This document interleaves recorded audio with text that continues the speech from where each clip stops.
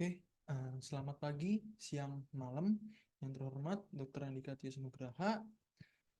Izin memperkenalkan diri, perkenalkan nama saya Gabriel Noviandi Ngantara Sembiring dengan NIM 12019013 dari Prodi Teknik Industri. Di sini saya izin mempresentasikan hasil, di sini saya izin mempresentasikan seminar proposal penelitian saya terkait tugas akhir saya.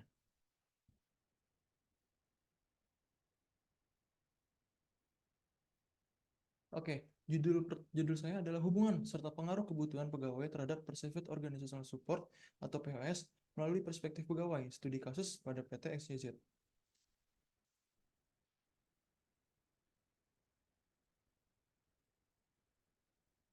Oke, pertama-tama saya akan mempresentasikan tentang latar belakang dari masalah saya, di mana kita tahu persaingan semakin ketat. Perusahaan A dengan perusahaan B dengan perusahaan C, dan bahkan perusahaan C dengan perusahaan D, di mana mereka saling bersaing, saling mengunggulkan, uh, saling menunjukkan keunggulannya, saling menutupi kelemahannya, saling menunjukkan bahwa produknya itulah yang terkuat, gitu, yang paling bagus dibandingkan produk yang lain. Nah, di mana persaingan antar perusahaan ini pasti didukung oleh pihak internal dari perusahaan tersebut. Salah satunya adalah tenaga kerjanya atau pekerja orang yang bekerja disebut, di mana tenaga kerja ini adalah kunci utama, di mana uh, tenaga kerja ini dialah orang yang bekerja agar perusahaan ini tuh mencapai target, agar perusahaan ini dapat unggul, gitu. Nah, tentunya tenaga kerja ini dalam mempertahankan kinerjanya, produktivitasnya, bahkan meningkatkannya, pasti membutuhkan sebuah bantuan atau dukungan. Nah, itulah namanya kebutuhan tenaga kerja, di mana di sini tenaga kerja ini membutuhkan suatu di mana tujuannya itu adalah di mana tujuannya tersebut untuk meningkatkan atau bahkan mempertahankan kinerja dari dia. Nah, disitulah perusahaan itu ikut andil terkait kebutuhan tersebut, di mana perusahaan lah yang akan mendukung, yang akan memenuhi kebutuhan tenaga kerjanya untuk meningkatkan kinerjanya, bahkan produktivitasnya. Nah, oleh sebab itu, uh, itulah alasan mengapa dukungan dari perusahaan itu sangat penting bagi tenaga kerjanya. Nah, untuk meningkatkan kinerja dan produktivitasnya. Nah, dapat dilihat juga bahwa sesuai dengan grafik, ternyata pertumbuhan produktivitas tenaga kerja di Indonesia ini menurun pada tahun 2023 dan 2024-nya, bahkan tidak nyampe 3% dari tahun sebelumnya, gitu loh. Nah, salah satu penyebabnya itu adalah ketidaksesuaian antara perusahaan dan tenaga kerjanya dalam segi memenuhi kebutuhannya. Saya ambil contoh seperti ada tenaga kerja yang membutuhkan sebuah pelatihan, tapi malah perusahaan itu memberikan fasilitas tambahan atau bahkan bonus, gitu loh. Nah, hal tersebut menyebabkan tenaga kerjanya tersebut tidak merasa bahwa dirinya itu didukung, tidak merasa dirinya itu bahwa uh, perusahaan itu memperhatikan kesejahteraannya, gitu loh. Jadi oleh sebab itu, uh, karena ketidaksesuaian itu, karena ada miskomnya tersebut, karena perusahaan tidak mengetahui kebutuhan dari tenaga kerjanya, maka tidak heran apabila tenaga kerjanya itu merasa tidak nyaman dan akan menyebabkan tenaga kerjanya melakukan resign, atau bahkan apabila tenaga kerjanya tersebut tetap memaksakan untuk kerja di situ, itu dapat saja memberikan peluang untuk kinerjanya turun dan dapat di PHK oleh perusahaan tersebut. Nah, kesejahteraan dalam tenaga tenaga kerja dalam suatu perusahaan itu sangatlah penting. Seperti diatur pada pasal 13 ayat 1 Undang-Undang Dasar, di mana situ memberitahu bahwa kesejahteraan dapat meningkatkan produktivitas, kinerja, dan bahkan dapat membuat lingkungan kerja semakin nyaman. Nah, itulah mengapa apabila kesejahteraan tersebut dapat didapatkan melalui kebutuhan yang sesuai, tentunya dapat berdampak positif bagi tenaga kerja dan dan bagi perusahaan. Oleh sebab itu, mempertahankan tenaga kerja sangatlah penting demi demi menciptakan perusahaan yang berkelanjutan di masa depannya. Nah, tujuan penelitian saya yang pertama yaitu mengetahui apakah dukungan yang disediakan perusahaan itu tuh sesuai dengan harapan dan kebutuhan pekerjanya. Dan yang kedua, apakah dukungan yang diberikan perusahaan ini berpengaruh terhadap pekerja. Salah satunya ada kinerja dari pekerja dan loyalitas dari pekerja tersebut. Dan yang ketiga adalah memberikan saran, rekomendasi bagaimana cara mempertahankan pekerja, bagaimana cara agar dukungan yang kita berikan tersebut sesuai dengan kebutuhan pekerja. Nah, tentunya ada juga dari manfaat penelitian, di mana pertama itu manfaat perusahaan, di mana dia akan mendapatkan sebuah saran dan rekomendasi dari saya, dari peneliti, di mana di situ rekomendasi tersebut berguna untuk mempertahankan dan untuk meningkatkan kinerja demi perusahaan yang baik di masa depannya. Setelah ada bidang keilmuan, di mana bidang keilmuan ini peneliti berharap bahwa temuan dia dapat berguna bagi keilmuan saat ini dan bahkan dapat dikembangkan.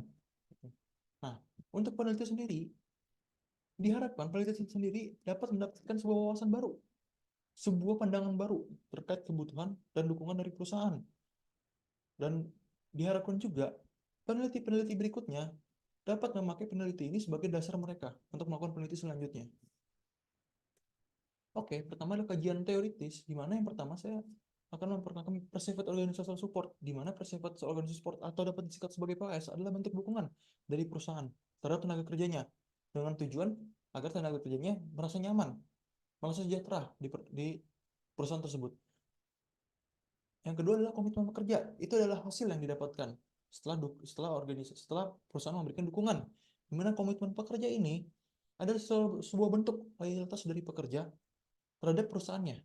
Selanjutnya ada kinerja pekerja, di mana kinerja pekerja merupakan hasil yang telah dikerjakan oleh pekerja tersebut. Selanjutnya adalah studi sebelumnya, di mana di sini sudah saya tampilkan penulis, metode, dan temuan-temuannya. Di mana metode yang digunakan ini adalah regresi linear berganda, kuantitatif, SEM, disproportionate random sampling, dan lainnya. Selanjutnya ada metodologi, di mana penelitian saya menggunakan dua metode, yaitu kualitatif dan kuantitatif, di mana saya membuat sebuah kuesioner dengan platform Google Form, di mana dari kuesioner tersebut saya akan menggunakan metode kualitatif. Nah, setelah saya memberikan pertanyaan berupa kualitatif tersebut terhadap para responden, nah para responden akan memberikan jawaban, di mana situ berupa angka. Angka tersebut akan saya olah menjadi merupakan data kuantitatif. Nah, data kuantitatif tersebut akan saya olah lagi dan akan menghasilkan sebuah hasil, di mana hasil tersebut akan saya narasikan dan berubah menjadi kualitatif kembali. Nah, untuk sampel yang saya gunakan adalah kurang lebih dari 100 responden pegawai tetap. Nah, untuk instrumennya terdapat 32 pertanyaan dengan 3 variabel bebas, 2 variabel terikat, 1 variabel mediasi, dan akan saya olah menggunakan Smart PLS versi 3 dengan objeknya yaitu pegawai tetap pada PT XYZ.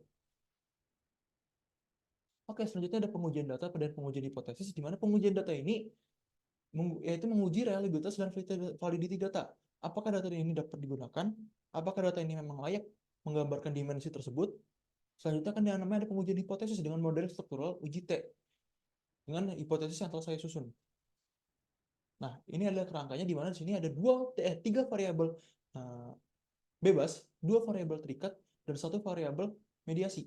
Di mana variabel bebas itu ada pelatihan, bonus, dan fasilitas tambahan. Terikatnya ada kinerja pekerja dan komitmen pekerja, dan mediasinya ya adalah perspektif pekerja. Dan dari sini akan ditimbulkan sebuah hipotesis yang terdiri dari 15 hipotesis. Di mana di sini ada notasi dan keterangannya masing-masing.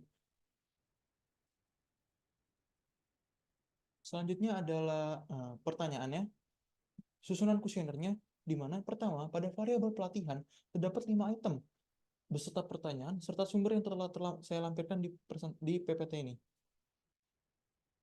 Selanjutnya ada bonus, di mana bonus ini terdapat 5 item pertanyaan serta pertanyaan dan sumber yang telah saya lampirkan di naskah dan PPT ini. Selanjutnya ada fasilitas tambahan, di mana terdapat 5 item dengan pertanyaan terlampir serta sumber yang telah saya lampirkan juga di naskah dan PowerPoint saya. Selanjutnya ada kinerja pekerja, yang di mana terdiri dari 5 item dengan pertanyaan serta sumber yang telah saya lampirkan di naskah dan PowerPoint saya. Selanjutnya ada komitmen pekerja dengan jumlah 5 item dengan pertanyaan dan sumber yang telah saya lampirkan. Selanjutnya ada perspektif pekerja dengan jumlah 7 item dengan pertanyaan dan sumber yang telah saya lampirkan. Oke, selanjutnya adalah tahapan penelitian, di mana penelitian saya ini dimulai dengan saya mengobservasi ke lapangan, ke tempat objek saya, di mana saya mencari di situ akan mencari sebuah informasi. Nah, setelah saya terus dari situ saya akan melakukan sebuah studi literatur, studi-studi sebelumnya yang terkait dengan topik saya, apakah yang relevan dengan topik saya. Nah, di sana bertujuan untuk mencari sebuah gap, sebuah perbedaan. Nah, selanjutnya saya mencari akar permasalahan, rumusan permasalahan, serta tujuan dan batasan dari penelitian. Di mana tentunya penelitian ini terdapat beberapa batasan. Nah, selanjutnya dari situ saya akan mempersiapkan bagaimana cara mengambil data. Dan yang pertama dengan itu, saya di situ ada merancang sebuah model dan hipotesisnya. Dan setelah itu peneliti akan merancang kuesioner, membentuk pertanyaan-pertanyaannya, dan setelah itu menentukan responden, kemana kuesionernya akan ditujukan. Selanjutnya ada pengumpulan data, terus selanjutnya adalah pengujian data, di mana sini ada uji validitas dan uji reliabilitas. Selanjutnya ada pengolahan data dengan model struktural, di mana di sini akan diolah dan diuji hipotesis saya. Selanjutnya ada pembahasan dan diskusi, di mana di sini saya akan jabarkan hasil seluruh penelitian saya serta hasil pengujian saya. Selanjutnya ada kesimpulan dan saran, di mana dari hasil tersebut akan saya tarik sebuah kesimpulan dan sebuah saran. Dan selanjutnya selesai. Mungkin itu saja dari saya. Kurang lebih mohon maaf. Selamat pagi, siang, malam. Terima kasih.